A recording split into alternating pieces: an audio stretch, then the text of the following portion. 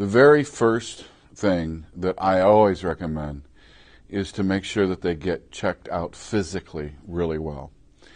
One of the things that happens for people who have severe behavioral challenges is that we assume that it's simply a reaction to the environment rather than there possibly being a physiologic cause for that.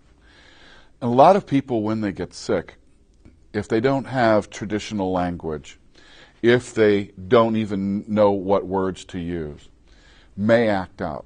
Same way we might act out if we've got a really bad headache and we snap at our partner or whatever, not because they've done anything, but because we've been fighting the pain for so long and it's not going away and we're frustrated and all those other kinds of things.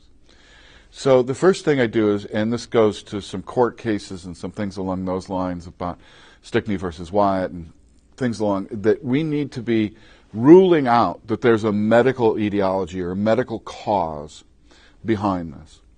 The second thing I think you really need to take a look at is this possibly a manifestation of a severe emotional disturbance or a mental illness? And it wasn't that long ago that we didn't believe that people who had intellectual disabilities could actually have a mental illness. There's some of the most famous names in our field were saying, no, it's not possible, and then they later turned around and said, oh, wait a minute, I was horribly wrong. The problem is that a whole lot of people didn't hear the second part, that I was horribly wrong. So is it depression? Is it anxiety? Is it schizophrenia? Is it an obsessive compulsive disorder that is biochemical in nature? And I'm not trying to push medicines. I'm trying to say that we can't behavior manage a pancreas into creating more insulin. We can do things to help manage our weight and do our exercise and eat correctly and all those other kinds of things to help manage the insulin production in our system. But we still may need an injection. We still may need to take an oral medication to help our pancreas do what it needs to do. The same thing is true with the brain. And we forget that the brain is an organ that can dysfunction in episodic ways. In much the same way we can get the flu, you might have an episodic mental illness or severe emotional disturbance. So it's part of it is teasing out, is there stuff we can do to help with self-esteem, with not feeling so depressed, with not feeling so scared about things. So it's stopping and taking a look at that.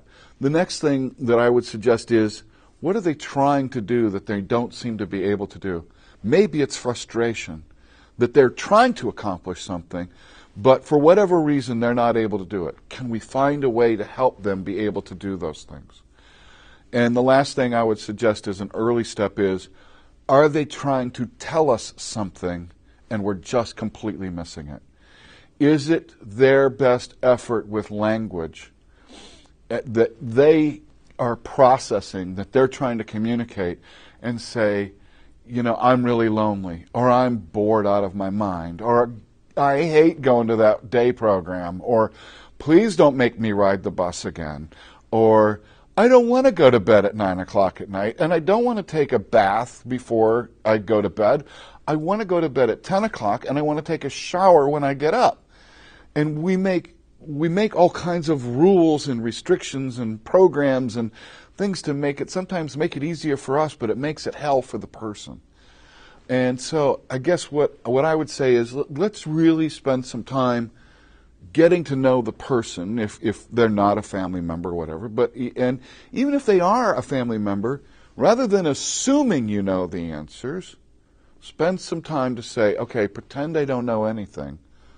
What is it that they're trying to tell me?